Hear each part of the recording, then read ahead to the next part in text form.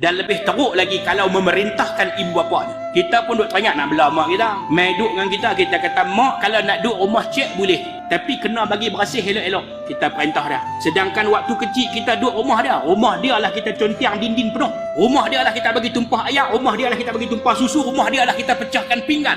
Tapi bila dia main duduk rumah kita, kita bagi syarat macam-macam. Mak kalau nak mandi, kalau nak kencing jeruih lah. Amboi, sampai teratur hang tak ingatkan hang kencing, hang berak dulu mak hang yang basuh. Tiba-tiba mak hang main duduk rumah hang, perintah mak hang nak kencing jeruih. Orang tua-tua kencing busuk, dia kata kat mak dia. Tuan-tuan bayangkan. Bukan cakap perintah tu saja. Mak nak duduk dalam rumah cik ni, mak kena bela anak-anak cik hak kecil-kecil tu. Cik nak pergi kerja, kita perintah dia pula. Kalau kerelaan dia tak apa, pasal dia ingat cucu dia. Tapi kalau dia sendiri pun tak mau, jangan duk mereka. Kita balik-balik tengok no, pasu bunga kita pecah. Bukan mak kita bagi pecah pun.